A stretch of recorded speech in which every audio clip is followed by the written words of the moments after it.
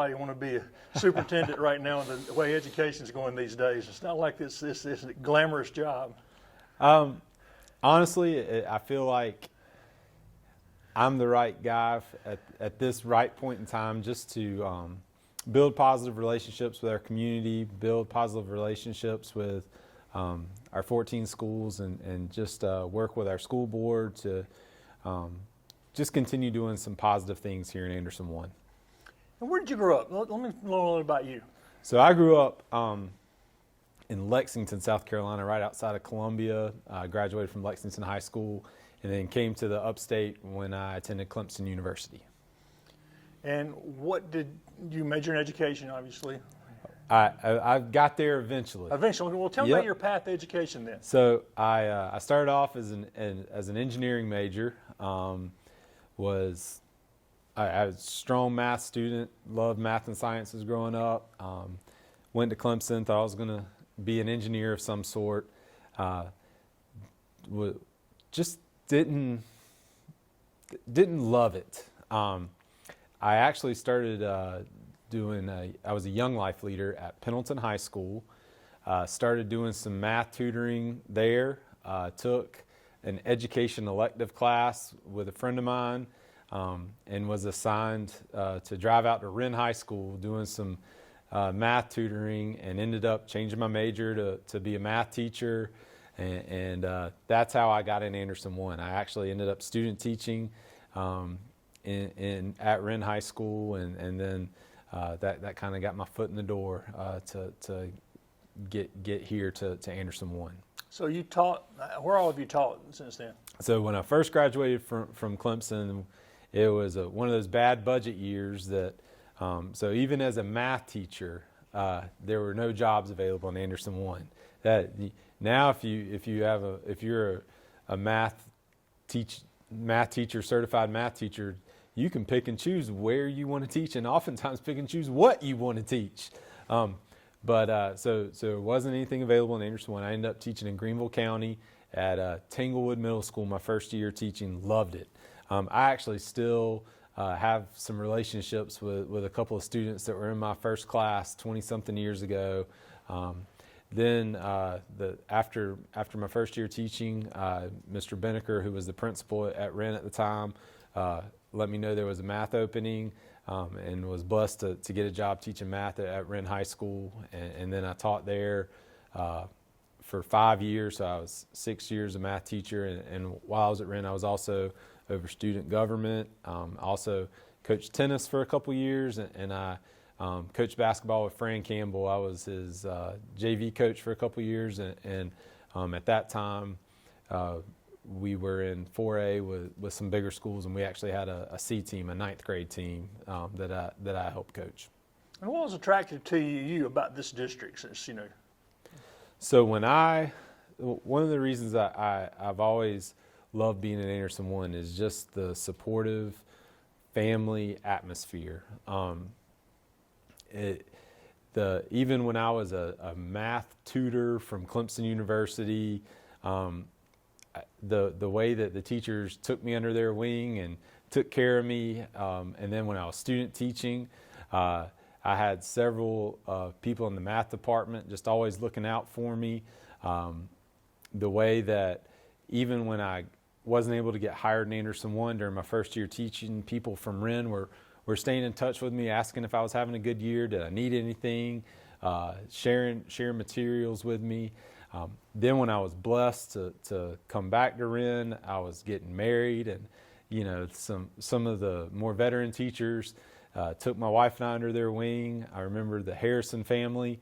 I taught with Miss Harrison, and her husband would have dinner for us, make cakes for us, just always take care of us. And then when I started having kids, just the way the community and the faculty took care of me and my wife when you're going through that stage, it's just all of that support that you were provided over the years.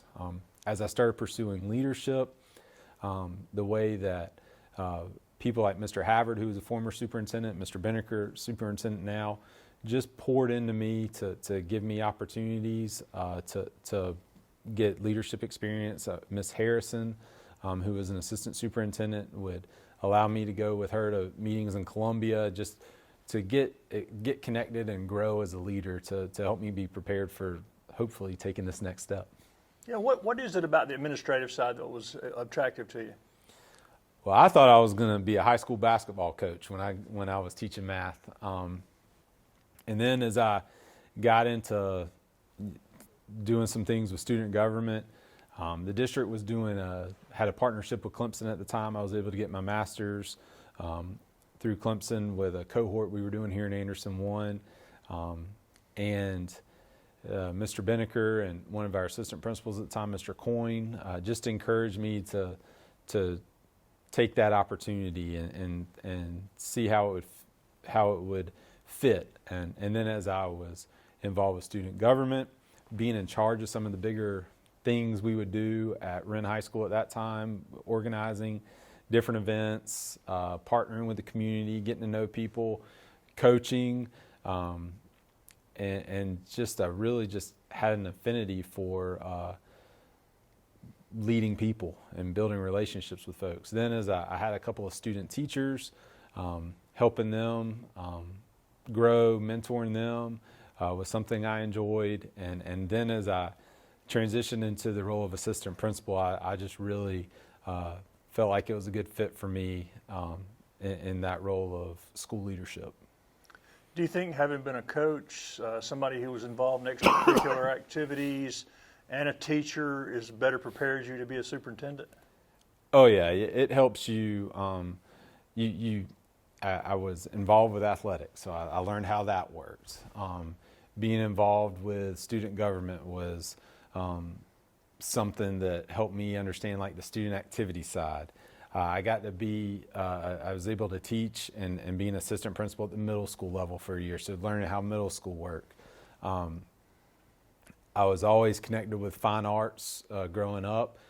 Both my kids are involved with the choral program at their high school. My daughter Lydia is a very talented artist, so getting experience with the fine arts, working with our fine arts department as a high school principal.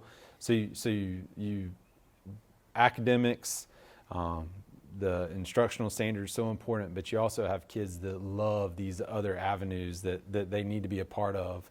And well, those are tied pretty closely together, though, right? Oh, Most studies that people who participate in other things have better grades. Absolutely, absolutely. Both, and you see that as a dad, I've seen that where the fun, the connection my kids have with their school, because of their involvement in athletics, because of their involvement in the arts, because of their involvement in extracurricular activities, they're more invested in the things they're doing in the classrooms and helps them want to achieve better. And you see that all across our district. And also you see that with partnerships students have with the Career Center. You just find that thing where you can help students find their niche, and you just see them thrive. Is your professional relationship and friendship with Robbie going to make it easier to transition into this role? Absolutely. He has really bent over backwards to make sure that I've gotten the necessary experience to be prepared for this next step. He's spent countless hours with me, just counseling me on how to work through difficult situations, teaching me how we've managed the budget in Anderson 1. We're one of the lowest funded districts in the state. And so we got to get creative, and we got to know who we can ask for help with, how do we use some of our federal funding to use it as responsibly as possible to make sure that we have the appropriate number of teachers to continue being successful, how to navigate relationships with different stakeholders within our district, and just how to just build those positive relationships with people as much as possible. Well, what do you think can be done to overcome some of the challenges of that budget, especially with 388 still in place? Is there anything you think y'all can do to find a way to find more revenue? Because like you said, I don't think most people would think about Anderson District 1 being one of the lowest funded districts in the state. Yeah, a lot of people don't realize that. one of the things that I've talked with Dr. Wilson, one of our assistant superintendents about, and our board about is how can we build relationships with the county to try to get some more development in this area of Anderson County, bringing in more industry, bringing in more commercial properties to this end of the county helps allow us to raise revenue without putting the burden all on the local homeowners, and so that helps us. And I think just continuing to work with our local delegation, who is very supportive of our district, to understand how the funding formula impacts Anderson One, and working together with folks like that to get creative. What do you think makes District 1 a special school district in Anderson County? I think one of the unique things about Anderson One is our board. We've got 7 board members that all they care about is doing what's best for kids. And when you have a board like that, it makes our job as district administrators and school administrators and teachers, makes our job easier, because our board is always supportive of doing what's in the best interest of kids. Over the next few years, we've got to make sure that we're not overwhelming our staff.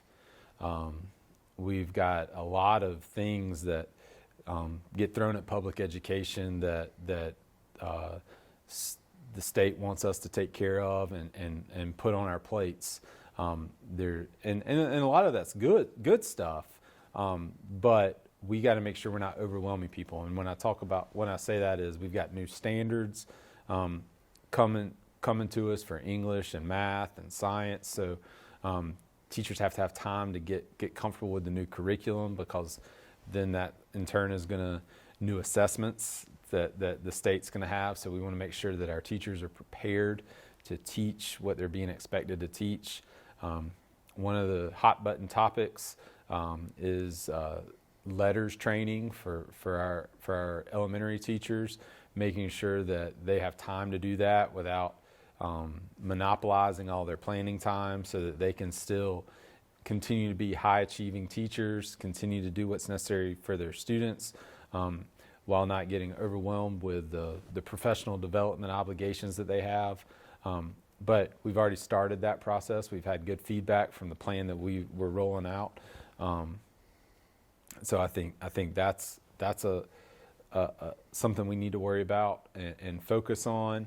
And then it's getting creative as a district with, right now, Anderson One doesn't have a teacher shortage, but a lot of people around us do. So what can we do to continue to foster positive relationships with the universities that are around us, to get the best student teachers in our schools, to continue working with Clemson with the teacher residency program that we have such a good relationship with. What can we do to partner with Anderson to make sure that we're continuing to foster a positive relationship there? Because we have to continue that pipeline of getting the best in our schools, so that we can avoid the teacher shortage that some of our neighbors deal with at times. The Career Center is celebrating 50 years now. Yep. How important a piece is that to the district? First off, our Career Center is not just the best in the upstate. It's the best in the state, one of the best around. It's awesome. Miss Harrell, Miss Scott, Miss Petrowski, they do a phenomenal job over there. The Career Center is amazing, and it is so. As a former high school principal, the partnership that our 3 high schools, along with BHP, have with the Career Center just provides so many cool opportunities for our kids to leave college and career ready. They're not just, it's not like the old school vocational school that you think of. It's getting kids hands-on experience working with things. They're getting dual credit, they're getting college credit classes at the Career Center. Some of our best students are involved in some of the programs they have. But you have folks walking out of high school getting high-paid salary jobs, and they're invested in Anderson County. they're invested in Williamston, they're invested in Powdersville, they're invested in Piedmont. And so they are productive citizens when they leave high school. They're ready to contribute. And then a lot of them are going to Tri-County, or they're going to another 4-year school and coming back here because of the connections they made as high school students with different job opportunities and career opportunities they were exposed to through the Career Center. It's just such a unique atmosphere. What would you like people to know about you? People who've not met you, what would you want people to know about you? Hopefully people can see that I'm an approachable guy. If there's something that you're concerned about, we can sit down and have a conversation about it, and I'm going to work to try to find a solution.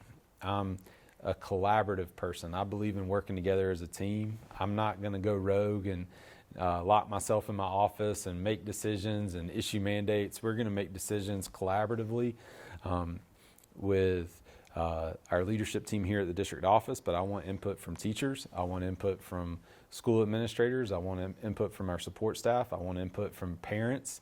I want to hear from kids and our community. I am a team builder. I love the Clemson Tigers. I love sports. I love going to watch my son. He runs track and cross country, and I love going to watch that. I love watching my daughter play tennis. I'm family oriented. So my wife and I are blessed just to have a wonderful family. So we're going to be out. We're going to be visible. And we're very involved in our church, and we're going to continue to be that way. And we just pray that God blesses me with the wisdom to make good decisions to lead this district the best way possible. Is there any one thing or two things that you wish every parent, student, even teacher, citizen knew about the district office that maybe they don't understand? I would say that what I always tell parents is we're all doing the best we can to try to help kids. We have the best of intentions. Does that mean we're perfect? Not necessarily.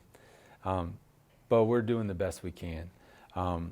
There's a lot of people. We serve 11,000 students. It's 11,000 families. That's a lot of people that have an opinion about what we need to be doing and how we can do it. And we do the best we can to make those folks happy. And when you look at our test scores and you look at the environments you see in our 14 schools, I think we're doing a pretty good job. And my goal as superintendent is I don't want to mess that up. I just want to continue building on that momentum. And you see on the logo behind us the tradition of excellence. That's what we're striving to do. We're striving to be as excellent as we can every day.